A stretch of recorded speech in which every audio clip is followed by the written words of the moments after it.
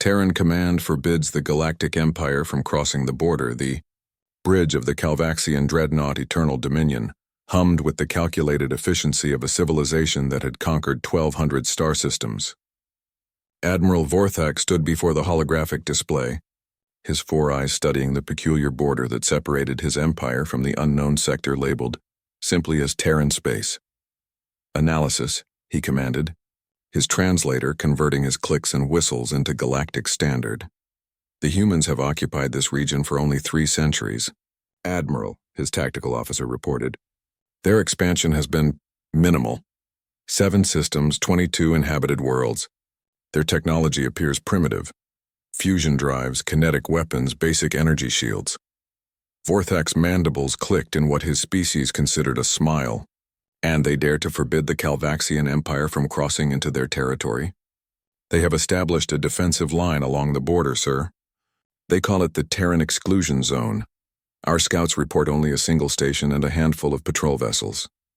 The Admiral's amusement grew. The Calvaxian Empire had swept across the galaxy for 10,000 years. Civilizations far more advanced than these humans had bent the knee or been reduced to ash. What arrogance made these newcomers think they could stand against the inevitable? Prepare the fleet, Vorthak ordered. We will teach these Terrans the cost of defiance. Logan Chen watched the sensor displays with practiced calm, her fingers dancing across the haptic controls of the TCSS Resolute, the station that marked humanity's border in Sector 7. The coffee in her mug had gone cold an hour ago, but she barely noticed.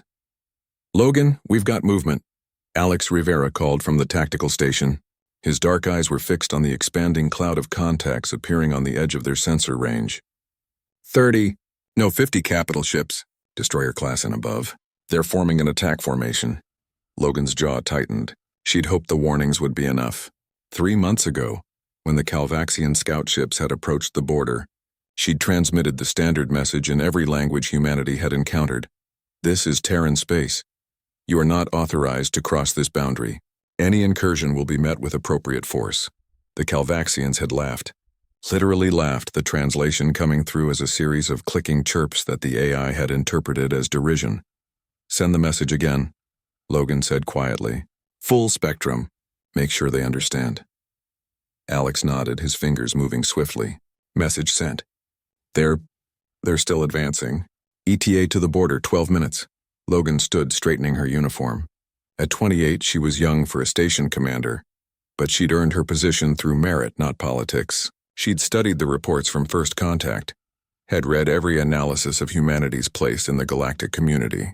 She knew what the other species thought of humans, young, weak, ignorant of the true power structures that governed the stars. They were wrong. Alex, activate the beacon, she said. He hesitated for just a moment, meeting her eyes. They'd served together for 3 years, had become friends in the isolation of border duty. He knew what the beacon meant. Are you sure? They were warned, Logan replied. Terran Command doesn't bluff. Alex's hand moved to the control panel, pressing the red switch that had sat unused since the station's construction. Across Terran space, similar beacons activated on every border station, every patrol ship, every outpost that marked the edge of humanity's territory. The message was simple. Border breach imminent. Authorization granted. Vorthak watched with satisfaction as his fleet crossed the invisible line that marked Terran space. The single human station ahead made no move to flee or fight.